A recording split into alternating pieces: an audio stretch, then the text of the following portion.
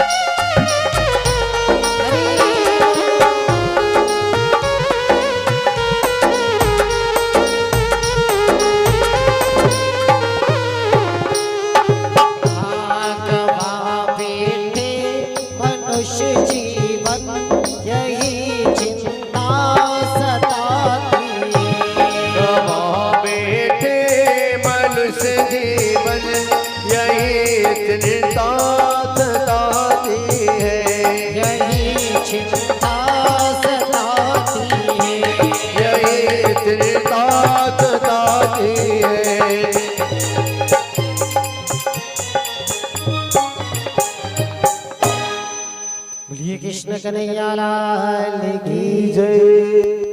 जय तो बोला करो मेरी माताओं, बोलिए कृष्ण कन्हैया लाल की जय। और थोड़ा ये बच्चे जो आगे बैठते हैं ना, इनका ध्यान रखा करो, ये ज्यादा बातें करते हैं। कोई भी भैया कार्यकर्ता बंधु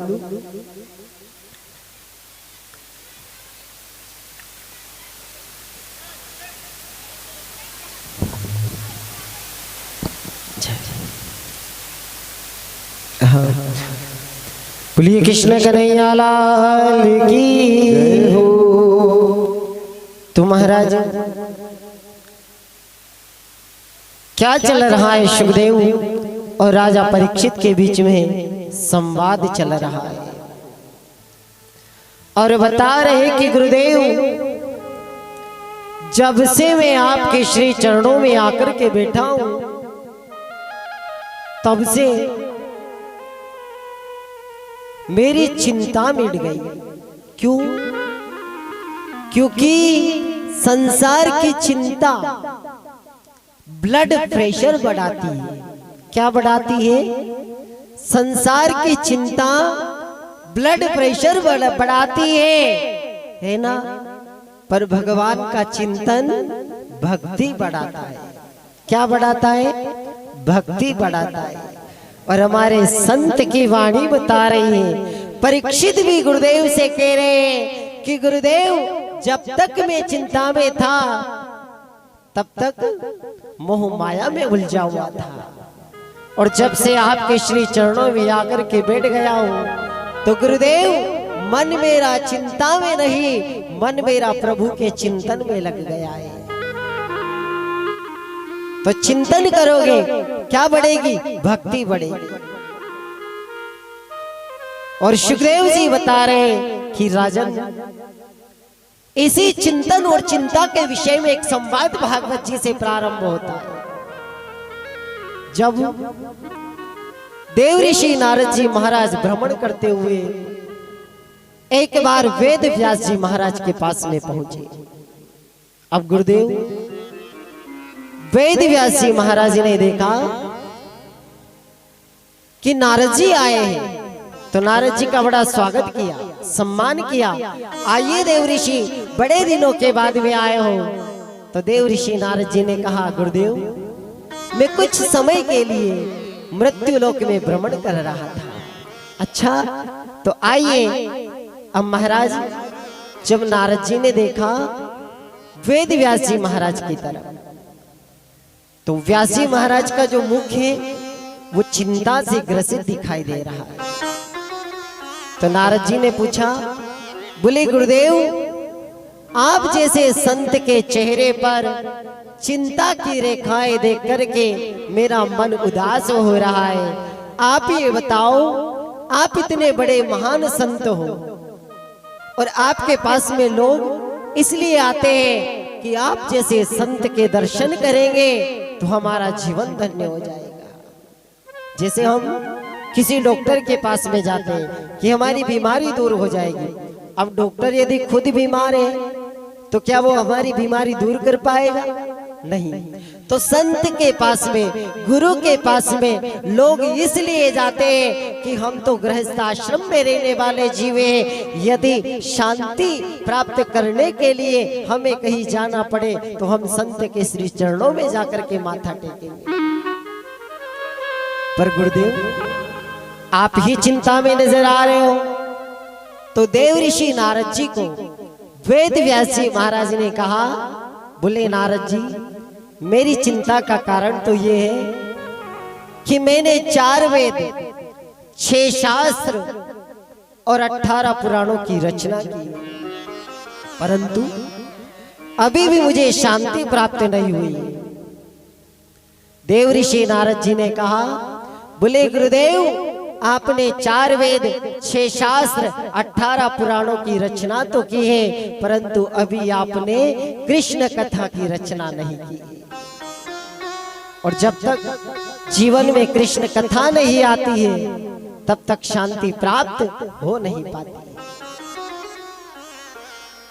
तो कृष्ण कथा की रचना, भागवत जी की रचना वेद व्यास जी महाराज ने जब 18वें पुराण की रचना की है, तब देव ऋषि नारद जी जो है वेद व्यास जी को बता रहे कि संत की महिमा क्या होती है, संत का संग करने की महिमा क्या होती है। बोले गुरुदेव, आज मैं नारद बनकर के आपके सामने खड़ा हूं। ये किसकी देन है? ये संत की देन है। संत सेवा का प्रसाद है, जिसके कारण आज ये दास नारद बनकर के आपके सामने खड़ा हुआ है। कैसे?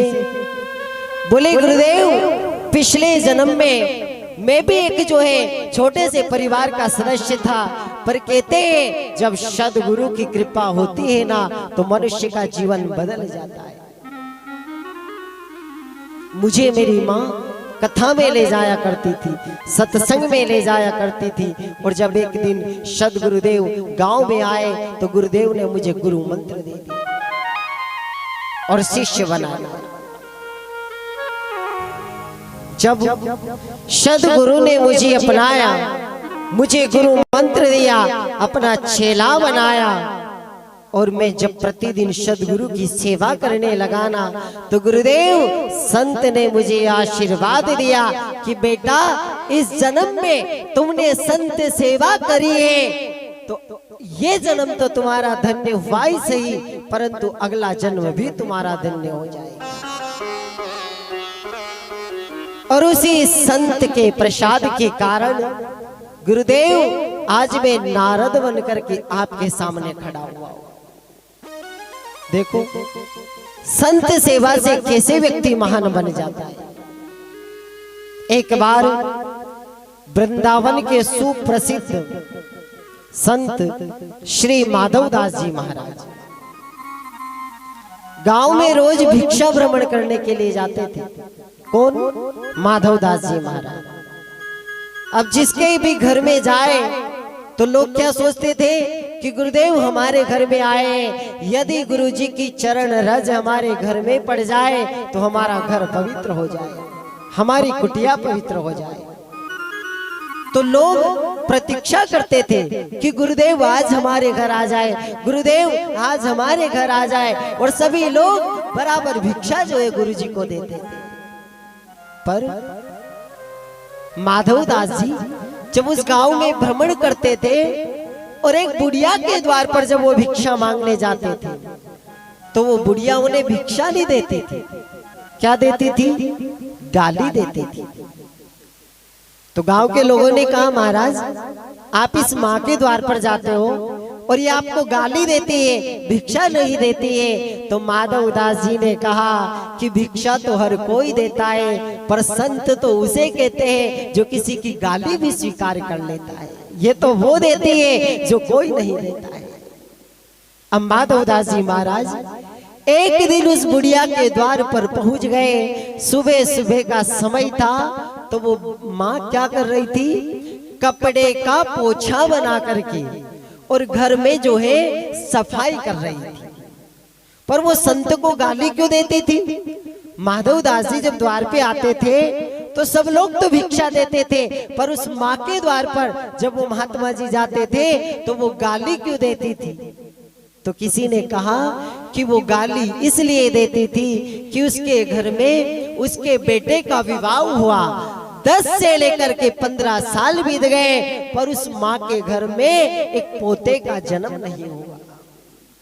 अब वो माँ रोज किसी मंदिर में जाए, रोज किसी देवता के यहाँ जाए, रोज किसी संत के पास में जाए, तो उसे इन देवताओं पे, इन महात्माओं पे गुस्सा आ गया, क्रोध आ गया कि कोई मेरी मनोकामना पूर्ण नहीं कर रहा। और ये संत लोग रोज दौड़ दौड़ करके मेरे द्वार पे आ जाते और आज तक मेरा काम सिद्ध नहीं हुआ, आज तक मेरी मनोकामना पूर्ण नहीं हुई।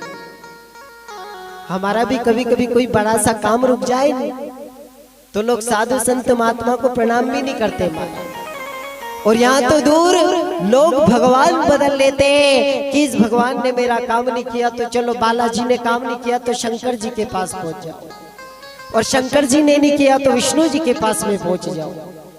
पर भरोसा कहाँ है? और भगवान कह रहे हैं कि तू भरोसा करके तो देख, मेरे घर में देर है पर अंधेर नहीं। पर महाराज यहाँ भरोसा कहाँ?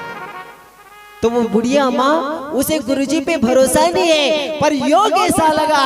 याद रखना, तुम्हारी भक्ति में दृढ़ता होना चाहिए, तुम्हारा भरोसा अटल रहना चाहिए। एक दिन योग ऐसा लगा कि वो गुरुदेव जब उस बुढ़िया के द्वार पर पहुंचे तो वो कपड़े का पोछा बना करके घर में लिपाई कर रही थी। और जैसे ही गुरुजी ने कहा माँ भिक्षां देहि, तो उस बुढ़िया को गुस्सा आ गया कि सुबह सुबह ये महात्मा मेरे द्वार पर आ गया, रोज इसको गाली देती हूँ फिर भी मानता नहीं है, फिर भी रोज मेरे द्वार पे आ जाता है। तो उस दिन बुढ़िया को क्रोध आया और उसने वो कपड़े का पोछा संत माधवदास जी के मुख पर मार दिया। जब कपड़े का पोछा माधवदास जी के मुख पर पड़ा तो माधवदास जी ने उस कपड़े के पोछे को उठाया और कहा, माँ रोज तो गाली देती थी पर आज भले पोछा दिया है पर कुछ तो तूने दिया है। तो संत माधवदास भी उत्तर इसी का देगा, तूने पोछा दिया है तो जा तेरे घर पोता ही होगा। रोज तो बस गाली देती थी पर आज तूने कुछ दिया है तो मैं भी खाली हाथ नहीं जाऊंगा। उस संत ने भी प्रसाद दे दिया और कहा कि जा तेरे घर पोता ही होगा। अब ये बात जब बुढ़िया ने सुनी ना तो रो गई और गुरुजी के सामने आकर के प्रणाम करने लगी और कहती, गुरुदेव मेरे से भूल हो गई, मैंने कपड़े का पोछा आपके मुख पर मार दिया पर आपने मुझे आज ऐसा आशीर्वाद दिया। तो वो बुढ़िया कहती है, गुरुदेव मैंने रिस बस कपड़े का पोछा मार दिया, यदि प्रेम से मैं कुछ देती तो मेरे घर में प्रहलाद और ध्रुव जैसे बेटे का जन्म होता। गुरुदेव अब मेरी भूल को, मेरी जो गलती मेरे से हो गई है उसे आप क्षमा कीजिए। संत माधवदास जी ने कहा, माँ चिंता मत करे, तू रोज कहती थी कि मेरे घर पोते का जन्म नहीं हुआ पर आज तूने गुस्से में मुझे ये कपड़े का पोछा मार दिया है तो जा मेरा आशीर्वाद है कि तेरे घर पोते का ही जन्म हो। पर होती है कामना पूरी, पर कब होती है जब सदगुरु से कहते हो, क्या भरोसे था के चले वो सदगुरु मारी ना, सदगुरु मारी ना, चाले वो सतगुरु मारीना, भरोसे ताके चाले हो या सतगुरु मारीना, ओ सतगुरु मारीना, दयालु मारीना, सतगुरु मारीना, दयालु मारीना, सतगुरु मारीना, दयालु मारीना, सतगुरु मारीना,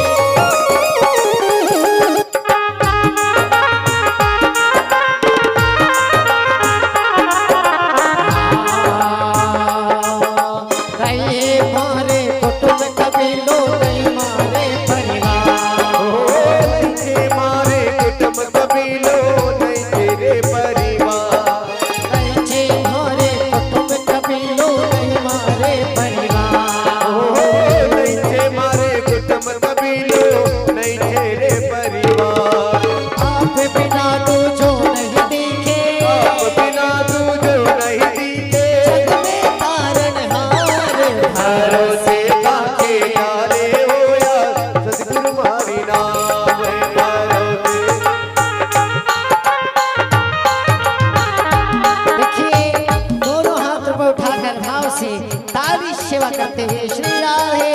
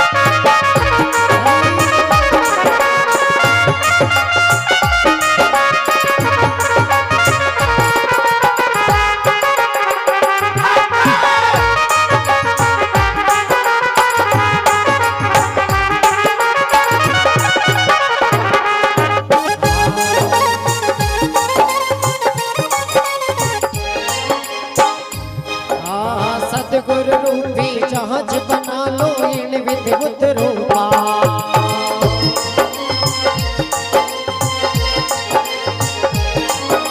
कहत कबीर सुनो भाई संतो बेजाता मजदार। कहत कबीर सुनो भाई संतो बेजाता मजदार रे। भरोसे थके चाले वो सतगुरु मारी भरोसे थके चाले हो या दाता मारी नाम। वो सतगुरु मारी नाम रे दयालु मारी नाम। वो सतगुरु मारी नाम रे दयालु मारी नाम।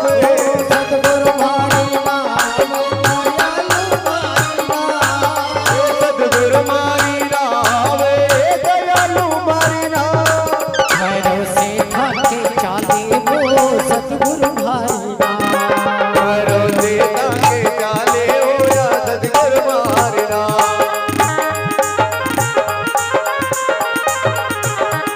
भरोसे थके चाले हो या सतगुरु मारी नाम। भरोसे थके चाले हो या सतगुरु मारी नाम।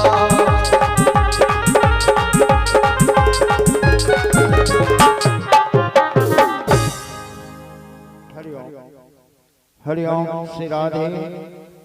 देखिए एक विशेष सूचना, ये कार्यक्रम, ये आयोजन भागवत कथा का जो आपके गांव में चल रहा है, ये आयोजन व्यक्तिगत नहीं, ये समस्त ग्रामवासी वाले की ओर से चल रहा है और आप लोगों के सहयोग से प्रतिवर्ष इस प्रांगण में श्रीमद् महाभागवत कथा का आयोजन होता है। तो इस काम को ऐसा समझना आपको कि ये पंचायती नहीं, ये स्वयं हमारी कन्हैया लाल की जय। तो कथा का प्रसंग हमारा कहाँ चल रहा था? एक दृष्टांत के माध्यम से हम कथा आपको समझा रहे थे। कहाँ थी कथा हमारी?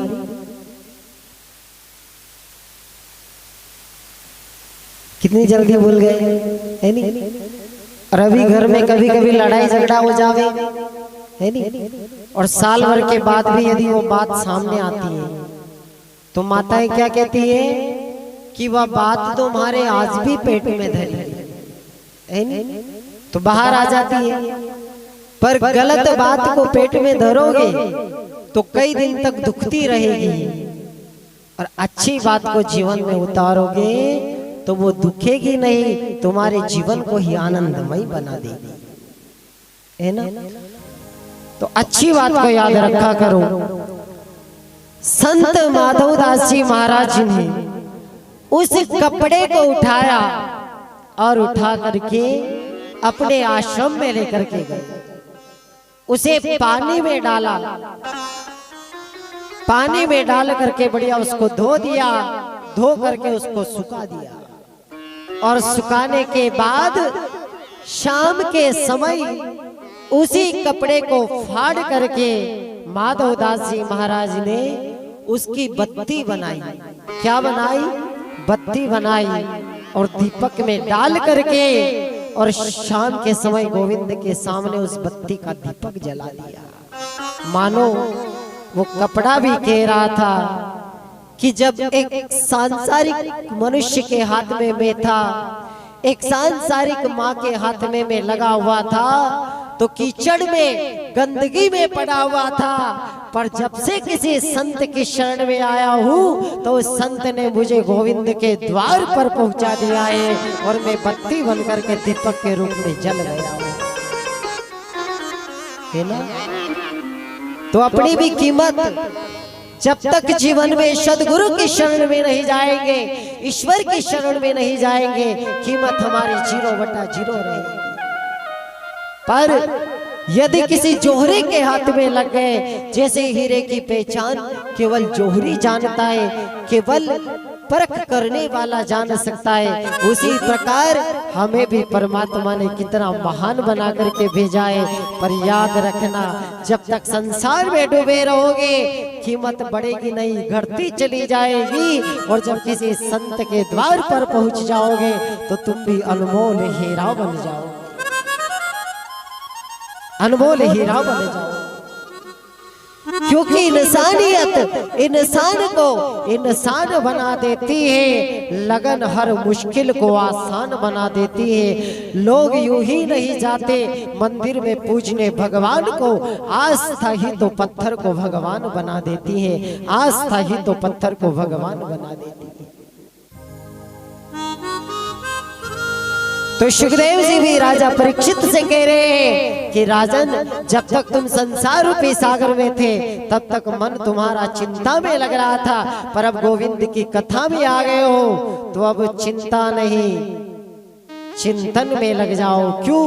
चिंता से चतुराई घटे,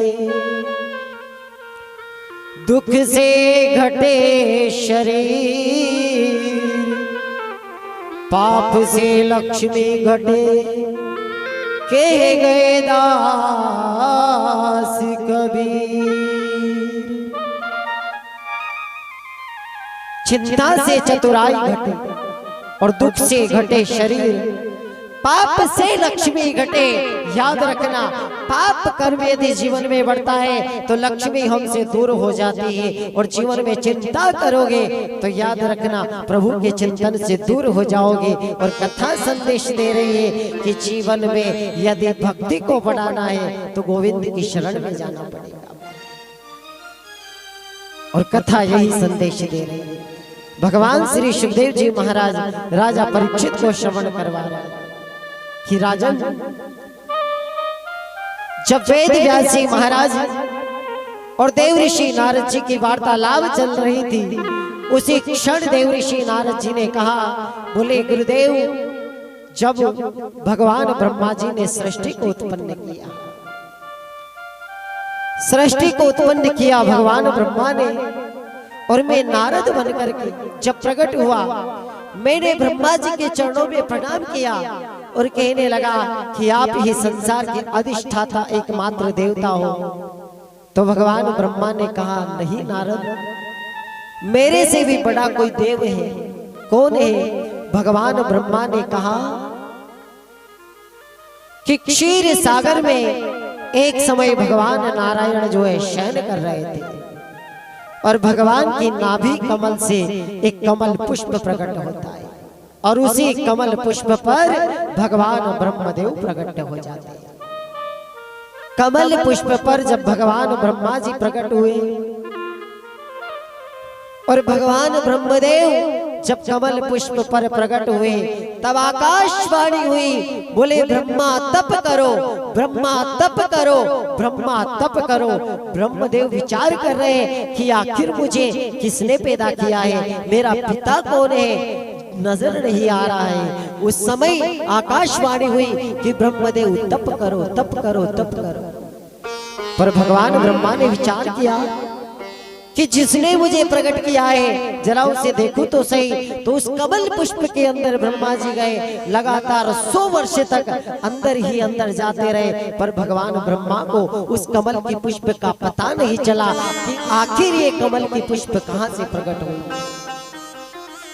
क्योंकि वो कमल की पुष्प की जो नाल थी वो स्वयं भगवान विष्णु की नाभि से उत्पन्न हुई थी, और प्रभु की नाभि का कोई पता ब्रह्मा जी को नहीं चला। भगवान ब्रह्मदेव वापस कमल पुष्प पर आकर के बैठ गए, और लगातार 100 वर्ष तक भगवान ब्रह्मा जी ने तप किया। कितने वर्ष तक? 100 वर्ष तक ब्रह्मा जी ने तप किया, और तप करने के बाद में फिर आकाशवाणी हुई, बोले ब्रह्मदेव सृष्टि को आगे बढ़ाओ, आप सृष्टि की रचना करो। तो भगवान ब्रह्मा जी सृष्टि की रचना करने का मन में भाव आता है। तो भगवान ब्रह्मा ने देखा कि वे सृष्टि को आगे बढ़ाओ, पर ब्रह्मा जी ने जब सामने दृष्टि डाली और देखा तो जल ही जल भरा हुआ है। भगवान ब्रह्मा ने विचार किया कि यदि मैंने प्रजा को बढ़ाया, सृष्टि की रचना की है, तो इन संसार के लोगों को बिठाऊंगा कहाँ? यहाँ तो मुझे जल ही जल नजर आ रहा है। उसी क्षण जो है भगवान ब्रह्मा जी को छींक आती है, और छींक जैसे ही आई तो नाक के नसागर भाग से भगवान वाराह का अवतार हो जाता है। बोलिए वाराह भगवान की। वाराह भगवान प्रकट है ना। अब भगवान वाराह प्रकट हुए तो भगवान ने हिरण्याक्ष नाम का दैत्य, इस पृथ्वी को उसने जो है जल के अंदर छुपा दिया था। तो भगवान वाराह अवतार लेकर के हिरण्याक्ष का वध करते हैं और इस पृथ्वी को जल के ऊपर स्थापित करते हैं। जब जल के ऊपर पृथ्वी स्थापित हो जाती है, उसके बाद भगवान ब्रह्मदेव सृष्टि की रचना को आगे बढ़ाते हैं। अब ध्यान देना कथा की। भगवान ब्रह्मा जी ने सृष्टि को आगे बढ़ाया है ना।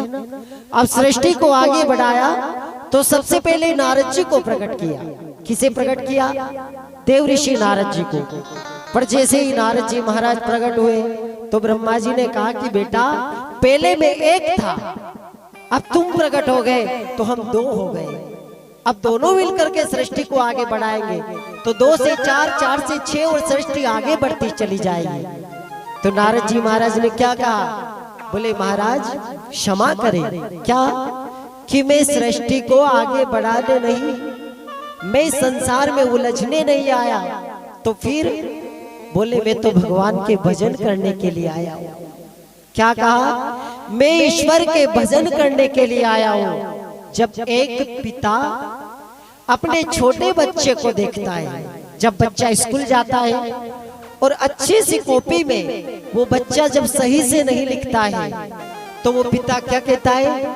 बेटा अच्छे से लिखो। छोटे से बच्चे को पिता क्या कहता है? बोले बेटा अच्छे से लिखो। क्यों? यदि गलत लिखोगे, अच्छे से नहीं लिखोगे तो इतनी अच्छी कॉपी बिगड़ जाएगी और अक्षर उसमें सुंदर नजर नहीं आएंगे। याद रखना, बचपन में छोटे थे और एक 10 रुपए की कॉपी में यदि गलत लिख देते थे तो पूरी कॉपी बिगड़ जाती थी। याद रखना, जब जीवन में बड़े हो जाओगे और इस जिंदगी में यदि अवगुण आ जाएगा तो कॉपी गलत हो गई, बिगड़ जाएगी तो दूसरी खरीद लेंगे वापस, कोई दिक्कत की बात नहीं। पर मनुष्य जिंदगी यदि बिगड़ गई तो दोबारा खरीद नहीं पाओगे प्यारे, दोबारा खरीद नहीं पाओगे। इतना ध्यान रखना। ये अनमोल मनुष्य जीवन परमात्मा ने दिया। पर यहां होता क्या है? अच्छा करे तो हम और बुरा करे तो भगवान। लोग यही कहते हैं, अच्छा करे तो कि हमने किया है और बुरा करे तो क्या करे भैया, भगवान ने बहुत बुरा कर दिया है ना। ये कहते हैं। थोड़ा सा कथा को समझिए, बड़ी जल्दी समझ में आ जाए। किसी नगर में एक माली रहता था और सुंदर जो है उसका एक बगीचा था और उस बगीचे में अच्छे अच्छे सुंदर फूल लग रहे थे। अब वो माली रोज उस बगीचे की रखवाली करता था। एक दिन योग ऐसा लगा कि उस बगीचे में गाय अंदर आ गई। अब गाय आई तो उस गाय ने जो है सारे कोमल कोमल फूलों को उजाड़ दिया। तो उस माली को गुस्सा आया, वो डंडा लेकर के दौड़ा और ऐसा जोर का डंडा मारा कि वो गाय मर गई।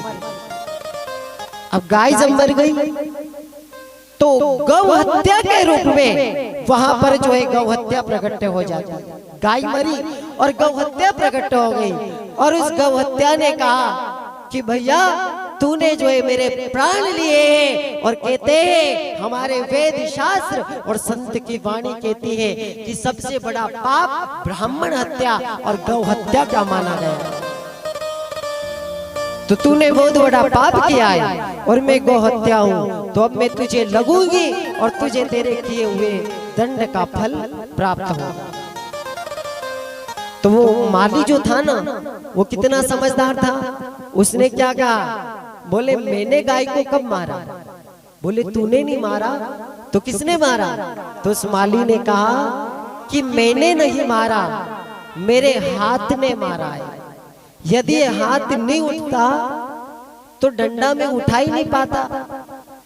तो गलती किसकी है? मेरी नहीं, मेरी गलती नहीं है, मेरे हाथ की गलती है कि मेरे हाथों ने डंडा उठाया और गाय को मारा है। तो यदि सजा मिले तो हमारे वेद शास्त्रों में कहा है कि पूरे शरीर के जितने भी अंग हैं सबके अलग अलग देवता है। तो हाथों का देवता कौन है? बोले इंद्र। तो डंडा किसने उठाया? हाथ ने। तो हाथों का देवता कौन है? इंद्र। तो सजा किसको मिलना चाहिए?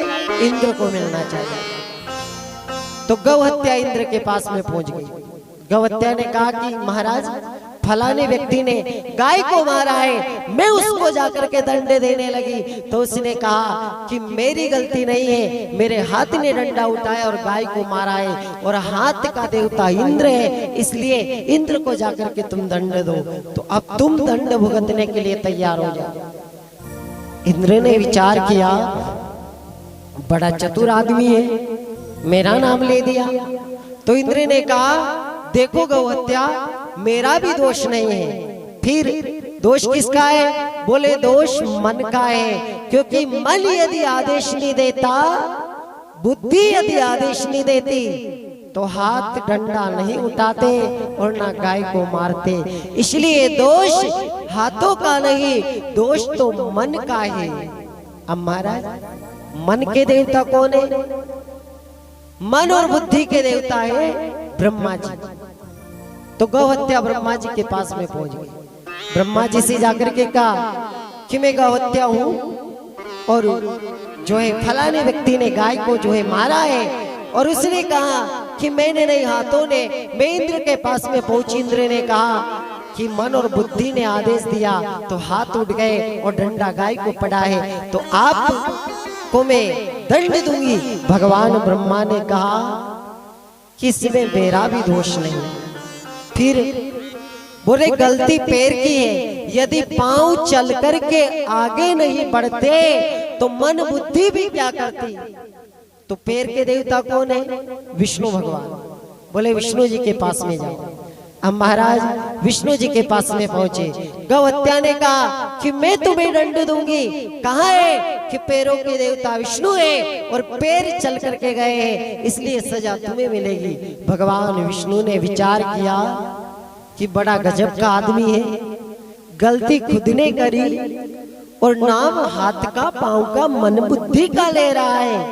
ब्रह्मा जी ने मुझे मेरे पास में गौ हत्या को भेज दिया है। उस व्यक्ति ने इंद्र के पास, इंद्र ने जो है ब्रह्मा, ब्रह्मा ने विष्णु जी के पास में। भगवान विष्णु ने कहा ठीक है, चिंता मत करो। उसी क्षण भगवान विष्णु एक चरवाहे का रूप बना लेते हैं और एक सुंदर सी गाय को लेकर के वापस उस माली के बगीचे में पहुंच जाते हैं। जब माली के बगीचे में विष्णु जी पहुंचे उस गाय को लेकर के, तो झट वो प्राणी डंडा लेकर के वापस उस गाय को भगाने आया। तो तुरंत विष्णु जी ने चरवाहे के रूप में जो आए थे, उन्होंने उस माली को रोक लिया। कहा भैया, अरे ये गाय मेरे पुष्प को खा जाएगी, मैं इसे बाहर निकाल दूं, फिर हम बातें करते हैं। ठीक है, गाय को बाहर निकाल दिया। तो विष्णु जी ने पूछा अच्छा ये बताओ ये बगीचा किसका है? बोले बगीचा तो मेरा है ना महाराज, मेरा है। अच्छा, और इस बगीचे के बगल में सुंदर सा मकान बन रहा है, ये किसका है? बोले ये मकान भी मेरा है। अच्छा, बगीचा भी तुम्हारा और मकान? बोले हाँ, मकान भी मेरा है। तो फिर ये छोटे छोटे दो बच्चे खेल रहे हैं, ये किनके? बोले ये बच्चे भी मेरे हैं। अच्छा, ये बच्चे भी तुम्हारे हैं? अच्छा, क्या बात है, तुम्हारा तो बड़ा सुंदर स्वरूप लगता है और तुम तो ऐसे लग रहे हो कि बहुत अच्छे इंसान हो। तो उसने कहा हाँ हाँ महाराज, मैं ना बहुत अच्छा इंसान हूँ। तो विष्णु जी ने कहा अच्छा, जब बगीचा तुम्हारा है, ये मकान तुम्हारा है और ये सुंदर सुंदर सा जो मकान बन रहा है ये तुम्हारा है, बगीचा तुम्हारा है, ये बच्चे जो खेल रहे हैं ये तुम्हारे हैं और तुम भी इतने सुंदर हो, तो तुम कह रहे हो कि ये भी मैं अच्छा इंसान हूँ। तो तुमने थोड़ी देर पहले गाय को मारा था और नाम किसका? इंद्र का ले रहे थे कि मेरे हाथों ने मारा है। यदि मकान है तो तुम्हारा, ये बगीचा है तो तुम्हारा, बच्चा है तो तुम्हारा, और गाय को डंडे से मारा तो कह रहे हो कि इंद्र का दोष है, ब्रह्मा का दोष है, विष्णु का दोष है, गौ हत्या खुद ने करी है और दोषारोपण ईश्वर को कर रहे हो। यदि ये सब कुछ तुम्हारा है तो तुमने गौ हत्या करी है, वो भी तुम्हें ही लगेगी और दंड भी तुम्हें ही भुगतना पड़ेगा, दंड भी तुम्हें भुगतना पड़ेगा, है ना। तो अच्छा करे तो ईश्वर और बुरा करे तो, ये अच्छा करे तो हम और बुरा करे तो ईश्वर, पर नहीं। चतुर नर मन को समझाना, इस मन को समझाना, चतुर नर मन को समझाना,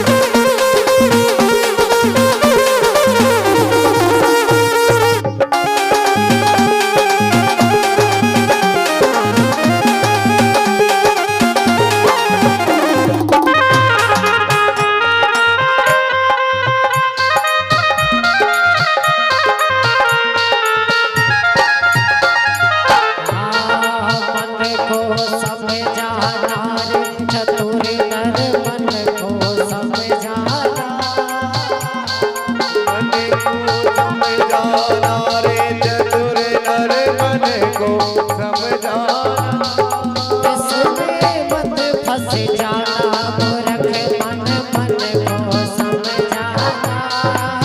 ओ इसमें मत बच जाना चतुर नर मन को समझाना। चतुर नर मन को समझाना। चतुर नर मन को समझाना। चतुर नर मन को समझाना।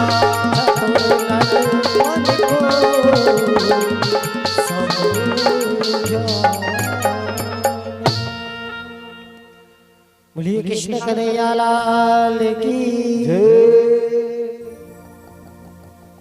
हरि हरि। माताएं बातें ना करें। हाँ।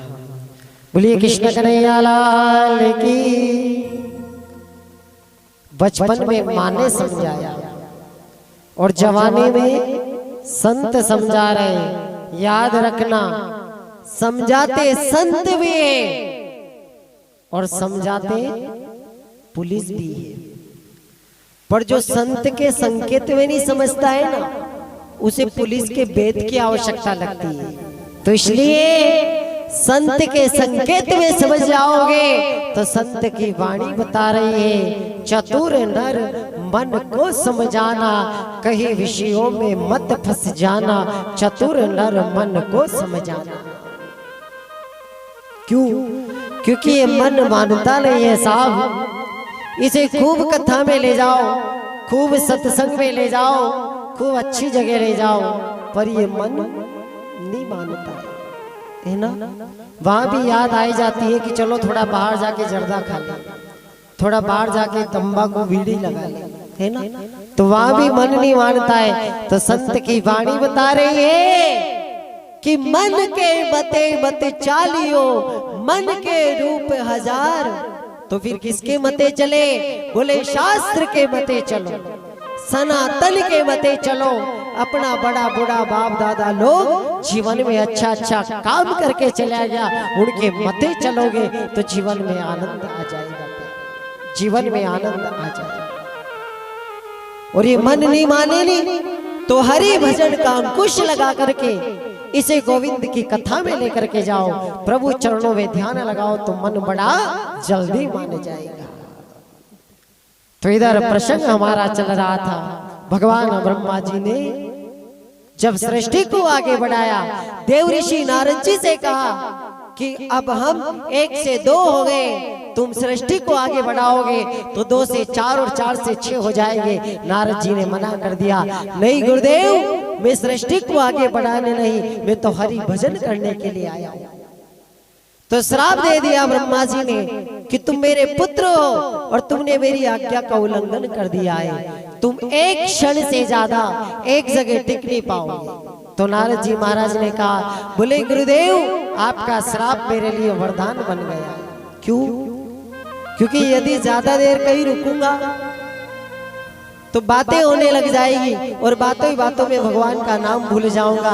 इसलिए बहता पानी और चलता हुआ संत, यदि पानी बहता रहता है तो लोगों की प्यास बुझाता रहता है, और संत यदि चलता रहता है तो धर्म का कार्य आगे बढ़ता रहता है। इसलिए संत को चलने की आवश्यकता है और पानी को बहने की आवश्यकता है। बोले गुरुदेव, मुझे एक क्षण से ज्यादा एक जगह टिकना भी नहीं है, जहां भी जाऊंगा प्रभु के नाम का गुणानुवाद करता हुआ चला जाऊंगा। तो महाराज भगवान ब्रह्मा ने नारद जी को श्राप दिया और नारद जी आगे बढ़ गए। इधर ब्रह्मा जी ने 4 ऋषियों को उत्पन्न किया, सनक, सनकनंद, सनकादिक और सनत कुमार। अब 4 ऋषियों को जब ब्रह्मा जी ने प्रकट किया तो इन 4 बालकों से कहा कि बेटा तुम बड़े हो जाओ और बड़े होने के बाद सृष्टि को आगे बढ़ाओगे। तुम 4 से 8 हो जाओगे, 8 से 16 हो जाओगे, सृष्टि आगे बढ़ जाएगी। तो 4 ऋषियों ने कहा, बोले गुरुदेव, हे ब्रह्मदेव, हम भी सृष्टि को आगे बढ़ाने नहीं आए, आप हमारे पिता हो, परंतु हम आपकी आज्ञा का उल्लंघन कर रहे हैं, हम सृष्टि को आगे बढ़ाने नहीं आए। तो ब्रह्मा जी ने कहा कि तुम मेरे पुत्र हो और हमारी आज्ञा का उल्लंघन कर रहे हो, तो हम तुम्हें श्राप देते हैं कि तुम जितने छोटे हो उतने छोटे ही बने रहोगे। तो चारों ओर जो है बालकों ने प्रणाम कर लिया, कहने लगे जो है ब्रह्मदेव आपका श्राप हमें स्वीकार है, आपने श्राप दिया है। देखो श्राप के साथ ही आए कि तुम छोटे हो तो छोटे ही बने रहोगे। इधर चारों ऋषि कुमारों ने कहा ब्रह्मदेव हमें बड़ा नहीं बनना है, क्यों बड़ा हुआ सो क्या हुआ,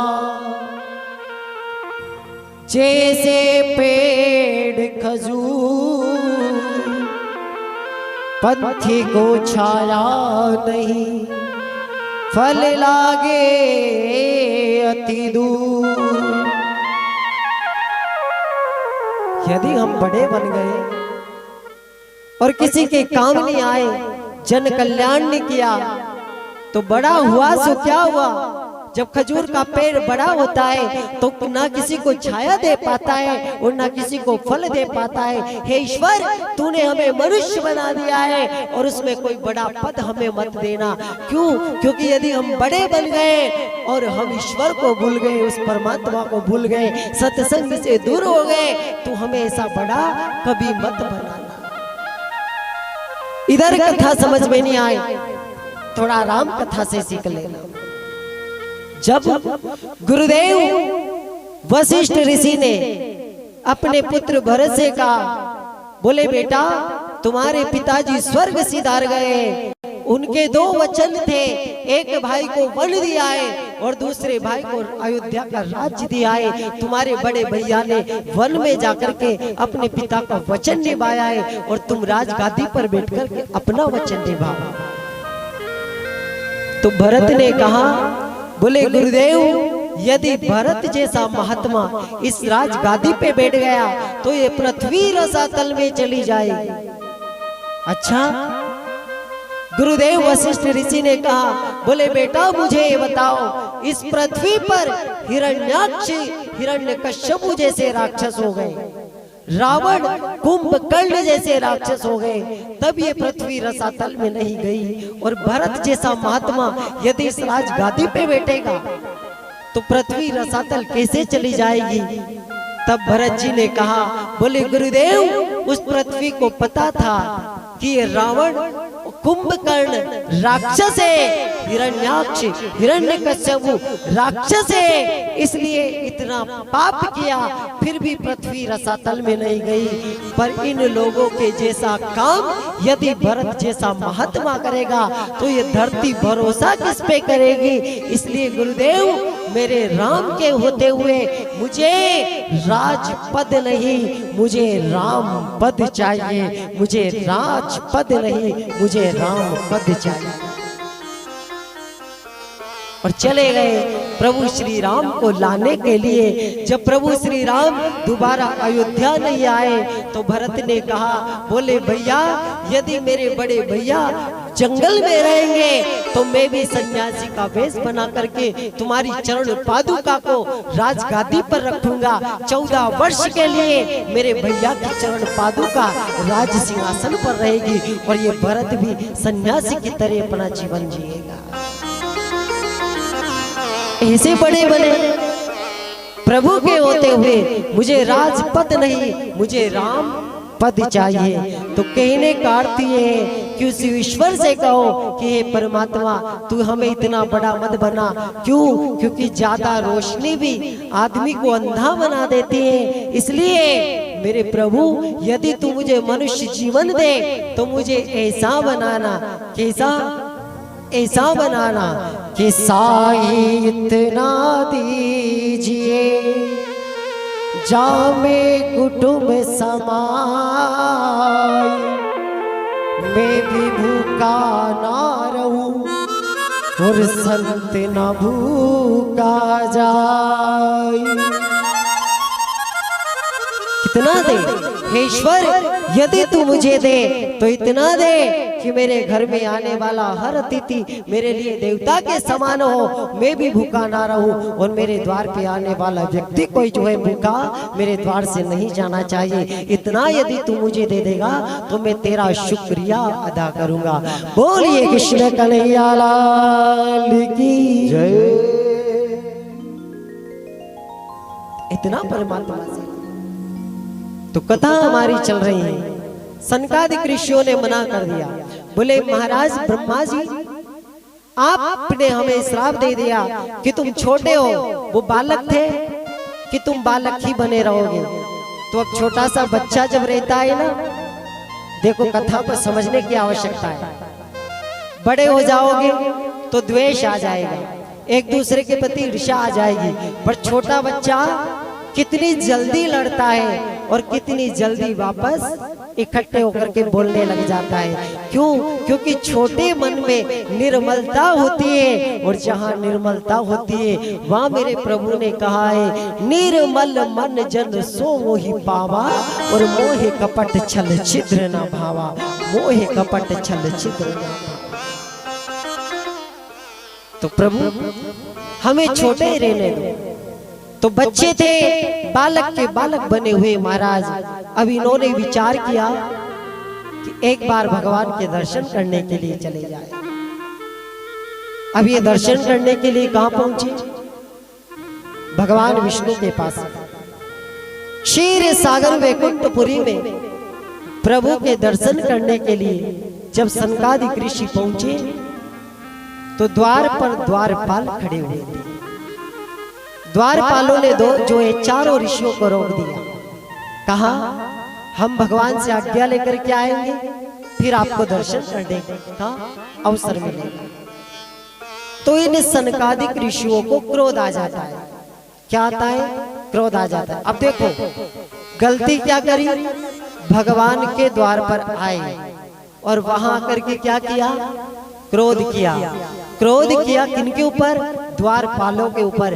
कहा कि तुम भगवान के द्वारपाल हो और हमें प्रभु के दर्शन करने से वंचित कर रहे हो। तो उन्हें श्राप दे दिया कि तुम एक जन्म नहीं 3 जन्म तक राक्षस योनि को प्राप्त करो।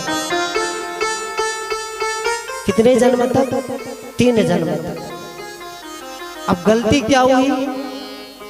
द्वारपालों से गलती ये हुई कि इन्होंने भगवान के दर्शन करने से मना किया, और सनकादिक ऋषियों से गलती ये हुई कि जा रहे थे भगवान के दर्शन करने के लिए, परंतु वहां भी क्रोध आ गया।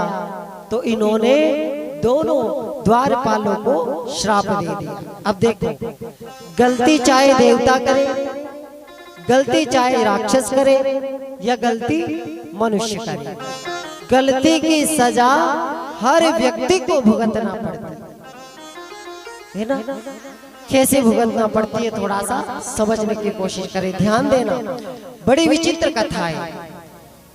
एक भक्त था भगवान का बहुत बड़ा, और नाम उसका क्या था? सदन कसाई। क्योंकि दिन भर काटने का काम करता था, मांस बेचने का काम करता था सदन कसाई। पर वो तराजू में जब मांस तोलता था ना, तो शालिग्राम भगवान जिनकी अपन पूजा करते हैं, उनको बाट के रूप में तराजू पे रखता था और मांस तोलता था। तो एक दिन योग ऐसा लगा कि उधर से एक गुरुदेव निकल करके जा रहे थे।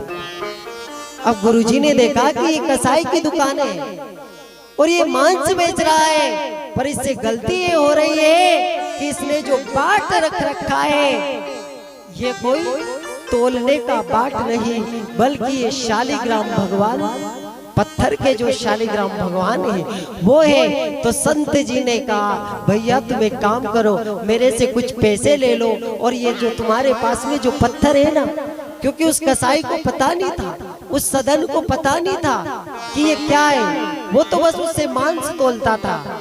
तो गुरुजी ने उस शालिग्राम भगवान को पहचान लिया।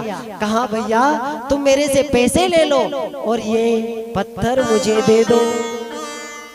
तो उसने वो पत्थर गुरुजी को दे दिया। अब गुरुजी भगवान को जब घर लाए, शालिग्राम भगवान को अपनी कुटिया में बिठाया, पर कहते हैं कि रात भर ना तो गुरुजी को नींद आई ना भगवान सोए। क्यों? गुरुजी ने पूछा, बोले प्रभु आपको नींद नहीं आ रही? प्रभु ने कहा, बोले महाराज मुझे जहां से लाए थे कल वहीं छोड़ आना। मुझे तुम्हारी कुटिया में चैन नहीं पड़ रहा है। क्यों? क्योंकि मेरा भक्त भले मुझे तराजू में रख कर के मांस तोलता हो, परंतु वो मेरा सच्चा भगत है, उसे मेरी पहचान नहीं है। और वो रोज मुझे तराजू में झूला झूलाता है, कभी इधर से इधर, इधर से इधर, मुझे बाट के रूप में रख कर के तराजू में झूला झूलाता है। इसलिए मुझे तुम्हारी कुटिया में आनंद नहीं आया। मुझे सवेरा होते ही वापस मेरे भगत के पास में पहुंचा दो। गुरुजी सवेरे जल्दी उठे और शालिग्राम भगवान को उठा करके लेकर के आए और उस सदन से जाकर के बोले भैया, भले मैंने जो पैसे दिए वो मुझे मत दो, पर ये तुम्हारे भगवान तुम रखो। क्यों? क्योंकि रात भर ना तो इन्हें नींद आई ना इन्होंने मुझे सोने दिया, इन्हें तो बस तुम्हारे पास आने की लालसा जग रही है। तो उस सदन ने कहा, वाह मेरे प्रभु, आज तक तो ये सुना था कि भगवान के लिए भक्त को नींद नहीं आती है, पर आज तो ये सुनने के लिए मिल रहा है कि भक्त के बिना भगवान को भी नींद नहीं आई है, भक्त के बिना भगवान को भी नींद नहीं आई। उसी दिन से उसने वो मांस तोलने और बेचने का काम बंद कर दिया और कहा, आज के बाद मांस नहीं बेचूंगा।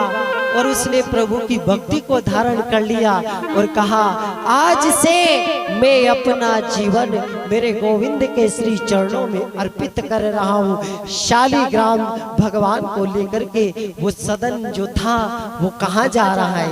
जगन्नाथपुरी जा रहा है। कहाँ जा रहा है? भगवान जगन्नाथ के दर्शन करने के लिए जगन्नाथपुरी जा रहा है। और मन से क्या गाते हुए जा रहा है? हो मेरो राधा रमण गिरधारी, गिरधारी श्याम बनवारी।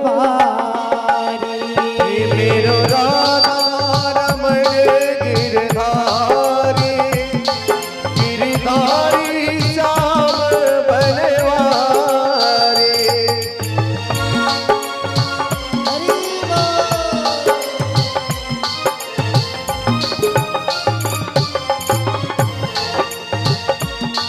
गिरधारी श्याम बनवारी, ओ गिरधारी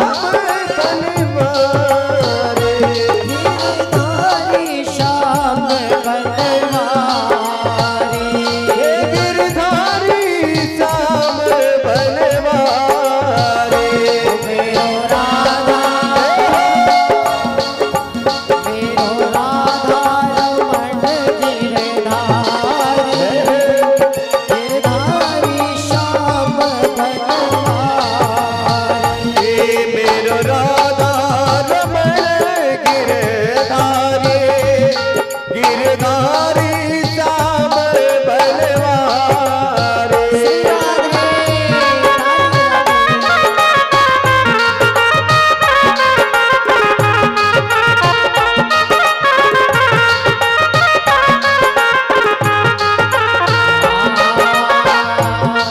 सावरिया सेठ दे दे, सावरिया सेठ दे दे, बड़ प्यारा मालिक दे दे, थारे परियो भंडार थोड़ो ना पड़े रे।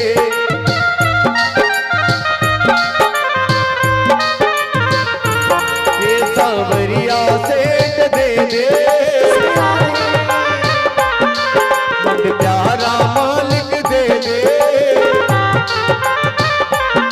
थारे परियो भंडार थोड़ो ना पड़े रे।